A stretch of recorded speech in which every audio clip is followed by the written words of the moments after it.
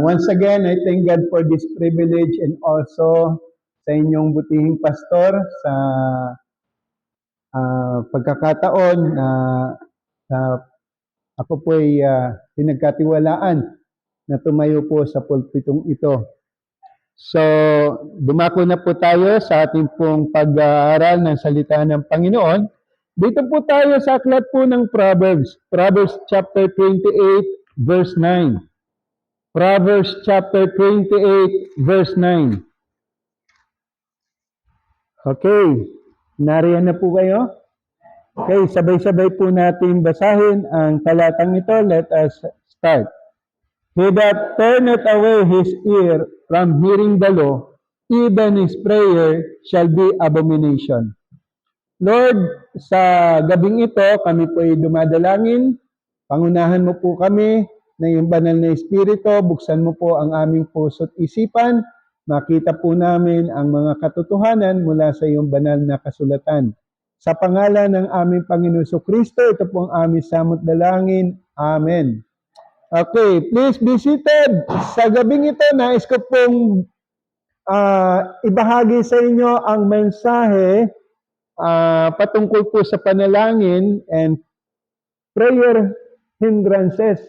Ang nais ko pong talakayin. Part 1 lang po. Kasi mahaba-haba ito, pero part 1 po tayo. So, sabi po ng ating pong talata, he that turneth away his ear from hearing the law, even his prayer shall be abomination. So, kaya hindi po lahat ng panalangin ay tinutugon ng Panginoon. May mga panalangin na rejected sa kanyang harapan, may mga panalangin na karumal-dumal sa kanyang harapan.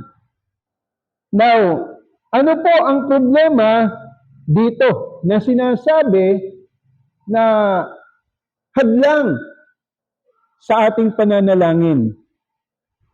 Now, despising, rejecting, or turning away our ears from hearing the law or God's word is one of the serious offense that anyone can commit against God.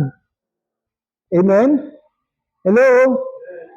So, it's not just hindered our prayer, but it makes our prayer abominable. Hindi lamang po na nahahadlangan yung ating panalangin, kundi sa harapan ng Diyos, ito ay karumal-dumal. Very bad, unpleasant. If we despise, reject, and turning away our ears from hearing the law or God's word. Amen? May mga tao kasi na ang kanilang katwiran, basta ako nagpe-pray ako. Kahit hindi na ako magsimba, kahit hindi na ako magbasa ng Biblia, basta ako nagpe-pray ako. Mga minamahal, hindi lahat ng panalangin ay tinutugon. At hindi lahat ng panalangin ay kalugod-lugod sa Panginoon. Now, dito po, if we despise, if we reject, turn our ears from hearing the law, ang panalangin po natin ay magiging karumal-dumal. How sad and discouraging to have our prayer being an abominable to God. Nakakalungkot po yan. While you beg Him for blessing and favor in your life, He intensely despises, hates, and abhors your efforts and words. Kaya, nakakalungkot po yun. At this is the reason why we have to tackle this lesson or issue para maging aware po tayo. Kaya nga po ang question po dito, how do you listen on preaching? How you treat the Word of God? Do you pray and prepare yourself to hear the preaching of God's Word? Ginagawa po ba natin to? Now, alam nyo, minsan may mga issue na, ay hindi na ako nabibless sa mga preaching ni pastor. Mga kapatid, hindi dapat natin i-blame lahat sa pastor. We have to check ourselves. Baka tayo may problem. Ha? Hindi ka nagbabasa ng Biblia. Pagkatapos, sa pag-preaching time, imbes na makinig ka, naghahanap ka pa ng mga bagay na makikriticize mo. So, yan po ang tanong natin. How do you pray and prepare yourself to hear the preaching of God's Word? Do you stay focused and observe it as much as possible? Do you take note and review what you hear? Kaya alam nyo, I encourage everyone na talagang pagdating sa yung preaching, yung nagte-take note po tayo. Yes, kasi tayo, mabilis tayong makalimot sa totoo lang eh.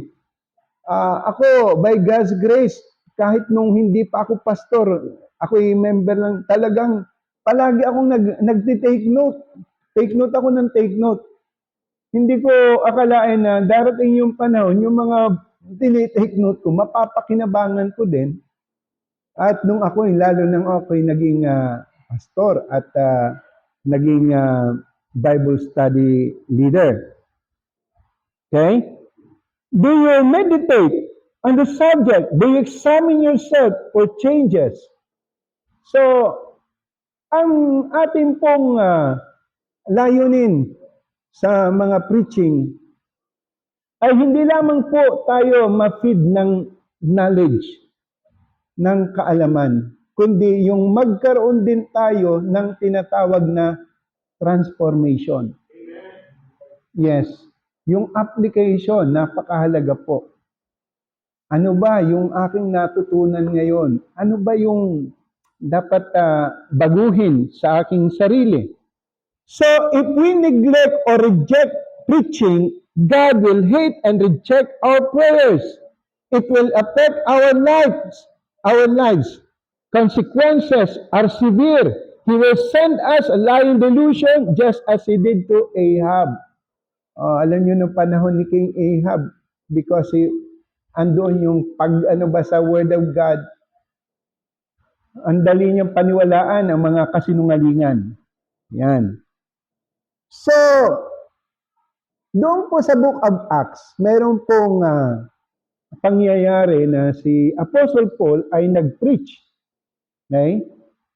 At ano po ang naging response ng mga tagapakinig? Ang tinutukoy ko po ay yung Berean Church. On the Book of Acts chapter 17 verse 11. Babasahin ko po. Okay? Dito po sa Acts chapter 17 verse 11.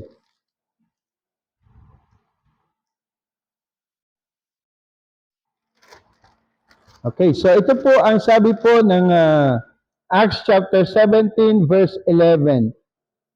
Okay, verse 10 hanggang 11. And the brethren immediately sent away Paul and Silas by night unto Berea, who coming hither went into the synagogue of the Jews. These were noble than those in Thessalonica, and that they received the word with all readiness of mind, and searched the scripture daily, whether those things were so. Now, paano naging noble ang Berean than Thessalonian o mga brethren sa Thessalonica? First, they heard Paul with all readiness of mind. Amen? They heard Paul with all readiness of mind. So, makita natin doon yung they are attentive and they are receptive. Napakahalaga po nito mga kapatid. Yung tayo po ay attentive and receptive sa salita ng Panginoon. Ganyan po ang Berean brethren. Pero hindi po sila natapos doon. Okay? So, ang sabi pa dito, They wanted to hear, they wanted to believe, they assumed he was right, and they were thankful that they had a man of God to declare truth to them. Their minds did not wander. Second, they searched the scripture, okay, to confirm his words. They searched the scripture to confirm his words. Kaya yung sabi dito, and search the scripture daily, whether those things were so. Beloved in the Lord, I encourage everyone, and I thank God that I've been encouraged also by Bishop Efren Padua sa gawaing ito. Yung to commit ourselves in Bible reading. Bagamat noon ginagawa ko na yan, pero nagpapasalamat ako once again kasi alam niyo dumating din yung time sa akin yung isipin mo pastor ka, nagbabasa ka lang ng Biblia pagka maghahanda ng message eh. Pero yung ano talaga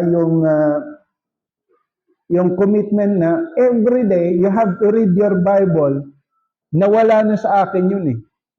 Until such time, nadinig ko si Pastor Padua at ako'y na ano po doon sa sinabi niya na ipaglaban nyo. Ipaglaban nyo yung Bible reading nyo.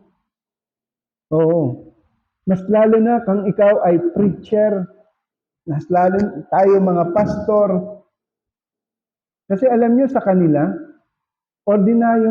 ordinaryong member nagbabasa ng Bible 7 chapters a day. Hello? Kung ang mga member nagbabasa ng 7 chapters a day, ikaw ba may ka na tumayo sa pulpito, hindi ka nagbabasa ng Biblia? So, they search. Kasama niyan yung Bible reading.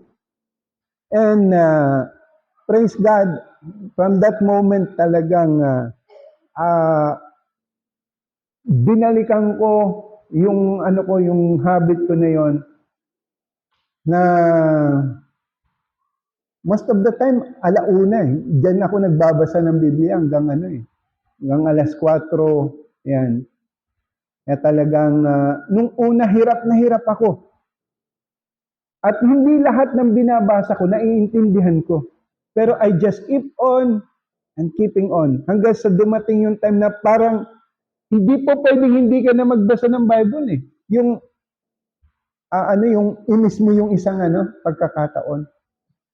So from that moment na nadinig ko yung paglaban mo, kasi ang problem ko, malabo na rin ang mata ko, pastor.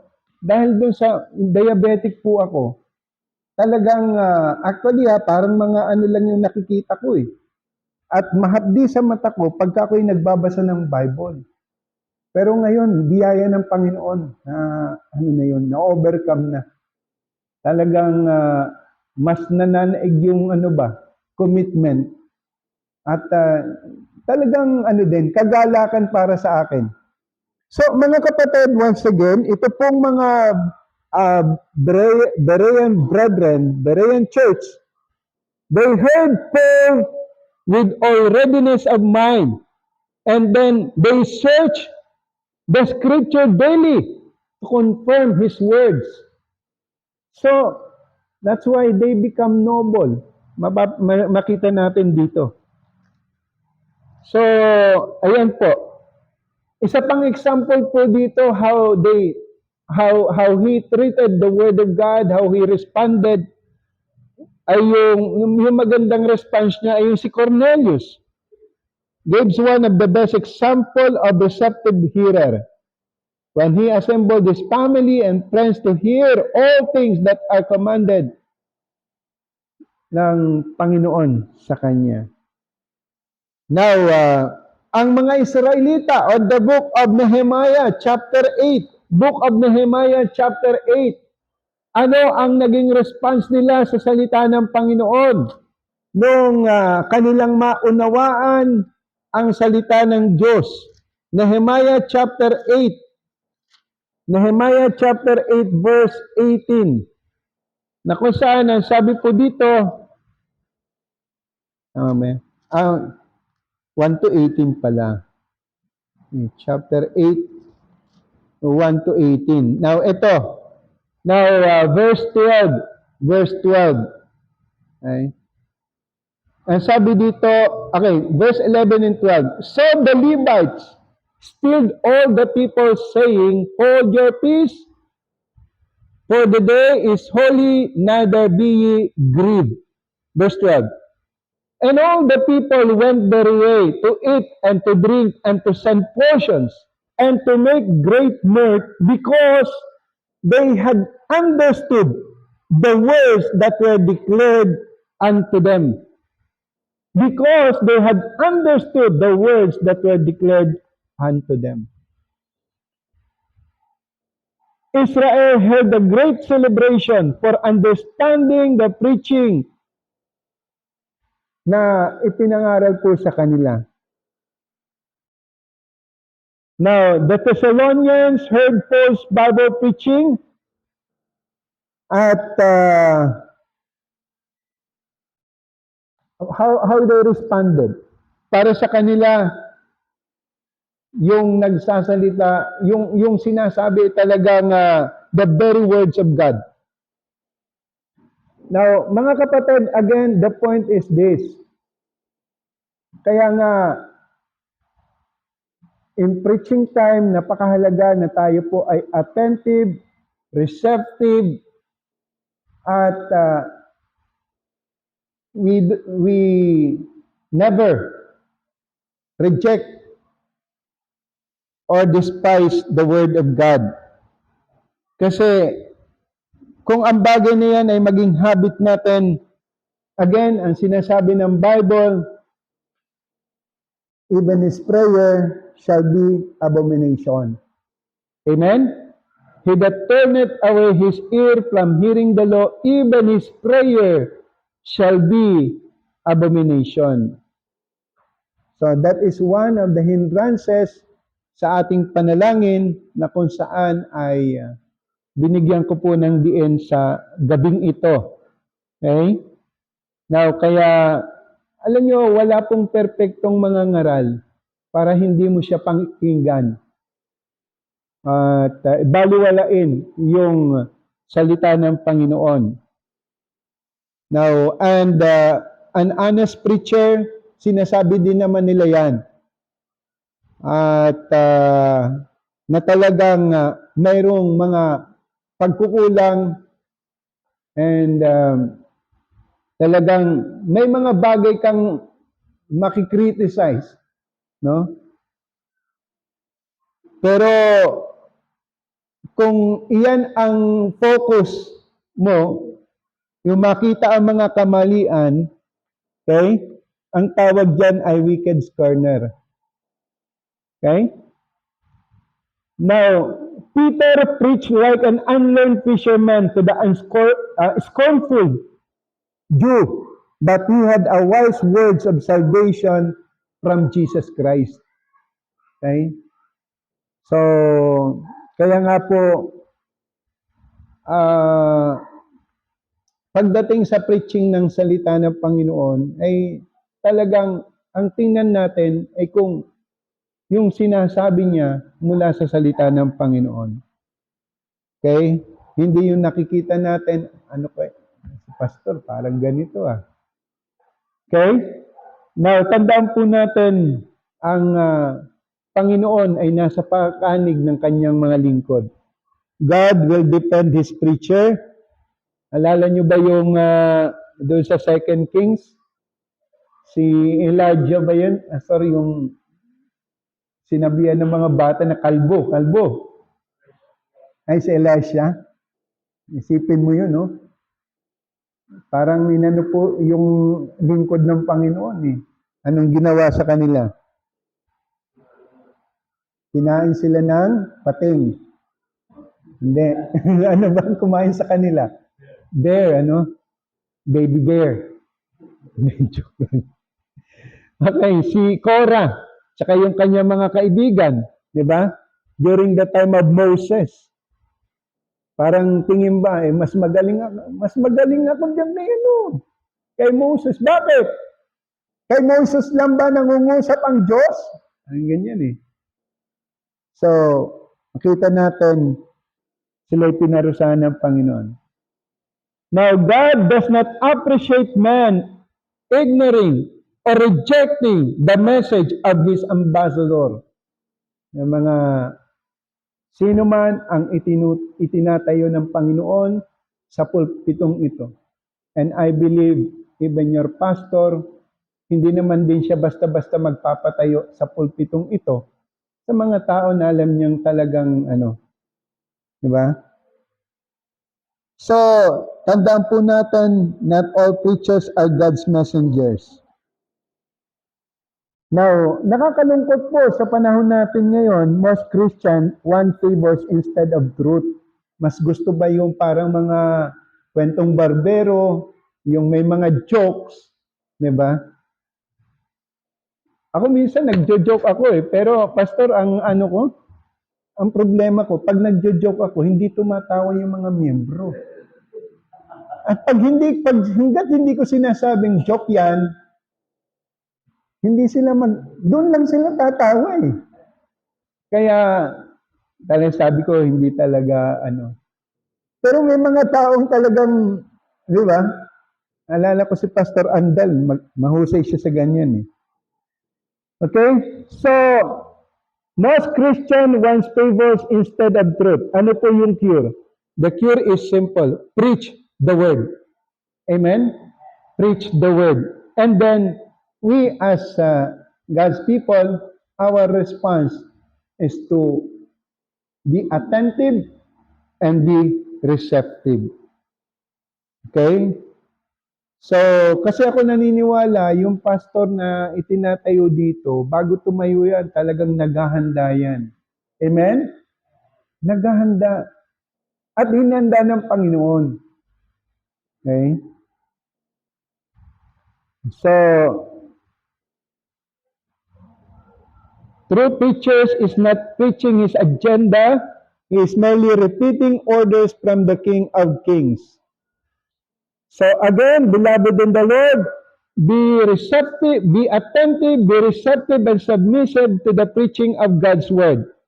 Rejecting and despising will hinder our prayer, and hindi lamang po will hinder our prayer, kundi yung prayer natin magiging abomination. Amen? So I hope we enjoy hearing God's word. At hindi lamang po yung tayo nakikinig ng preaching, kundi personally, nag-aaral tayo ng salita ng Diyos. Kasi ako naniniwala, ang isang Kristiyano na nagbabasa ng Bible, devoted, may personal devotion, napakadaling hamunin yan ng salita ng Panginoon. At hindi basta-basta yan matitinag. Diba? Hindi basta-basta matitinag. Maraming mga Kristiyano ngayon may sakit na appendicitis. Di pa appendicitis ba? Ano po ang lunas? Psalms 119, 165. Alala niyo po 'yon? Great peace have they which love the law, and nothing shall offend them. Amen? God bless us all. That's all. Let's all stand and let's pray. Our Heavenly Father, we thank you so much in this Santero pinarating sa amin, O Father, at alay ko na kayo patuloy ang Panginoon sa bawat sa amin. Ang lahat ay nakapigit at nakayulong maulo. If God is something for you and God is reminding you about prayer, ang mahalaga po, mga kapatid, ang panalangin, dahil tayo po ay nagpapausin sa Diyos. Kaso lang, hindi dapat one-sided lang. Tayo lang lagi ang kumakausap ng Diyos. It is not the one-way communication. There will be a time that we are going to open the Word of God, and we are going to read the Word of God. At that time, God is speaking to you through His words. Kaya tanong natin, kailan yung intense? When was the last time na tayo po ay taimtim na langit sa Panginoon? And when was the last time nataimtim tayo nagbabasa ng salita ng Diyos, and we allow God to speak to us through His words. So if you're reminded by God's word, you are free to come and down to the Lord prayer right now. Sige mo mga if God has something for you, feel free to come. Make a commitment about Bible reading. Make a commitment about prayer. Sige mo.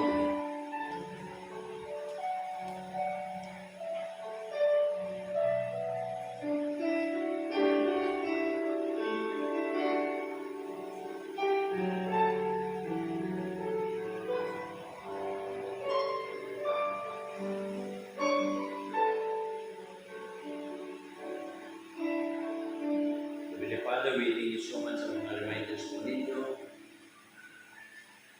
Mga basic na lagi namin taken for granted.